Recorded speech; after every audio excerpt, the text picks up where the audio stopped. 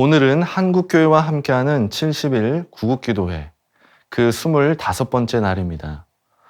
사랑하는 성도님들, 우리는 쏟아지는 엄청난 문화의 홍수 속에 살아가고 있습니다. 이로 인해 우리는 가치관뿐만 아니라 가족관, 물질관, 교육관, 그리고 사회관까지도 매 순간 영향을 받으며 살아가는데요. 그래서 우리는 이 세상을 살면서 수없이 많은 신앙의 도전 가운데 살게 되는 거예요. 결국 우리는 하나님의 사람으로서 이 세상 속에 살아갈 때에 정치적으로나 사회적으로 하나님의 뜻이 무엇인지를 지혜롭게 분별할 수 있어야 한다는 것입니다. 다니엘서를 보면 다니엘은 16세에 바벨론의 포로가 되어 왕궁에서 봉사를 하게 되는데요. 그는 심지어 이름까지 바꾸게 되고 바벨론의 세상 학문을 3년 동안 수학하기도 했습니다.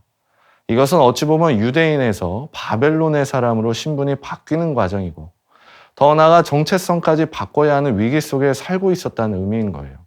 그런데 다니엘은 그런 상황 속에서도 결코 타협하지 않습니다.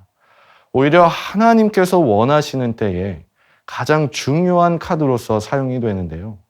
그의 이러한 하나님을 향한 믿음의 일관성이 세상의 중심이었던 바벨론의 왕 느부갓네살이 하나님을 3번이나 찬양하게 만든 것입니다. 느부갓네살의 첫 번째 고백은 다니엘 2장 47절에 있는데요. 너희 하나님은 참으로 모든 신들의 신이시오 모든 왕의 주제시로다.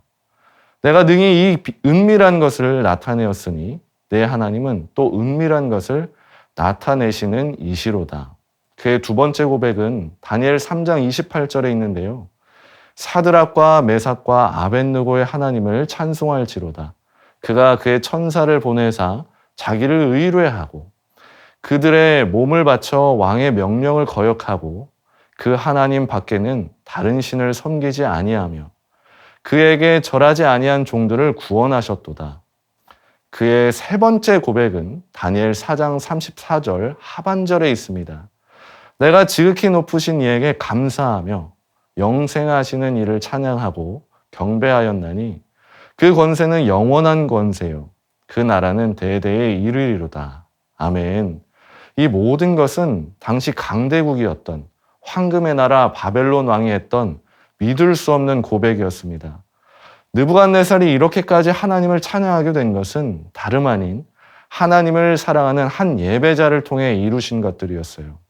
우리는 지금 바이러스, 정치, 사회적인 위기 가운데 살아가고 있습니다. 우리가 해야 할 일이 무엇일까요? 그것은 우리의 예배의 자리를 지키고 기도하며 성령님을 의지하여 세상과 끝까지 타협하지 않는 일.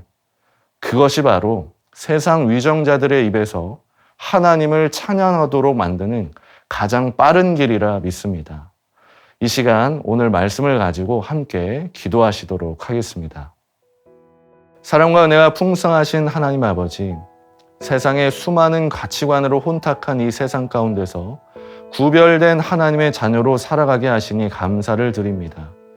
하나님의 자녀로서 예배를 생명처럼 여기고 위기 가운데 있는 나라와 민족을 위하여 기도하고 세상과 끝까지 타협하지 않는 믿음을 허락하여 주시옵소서.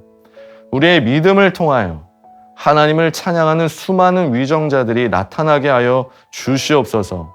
예수님의 이름으로 기도드립니다. 아멘.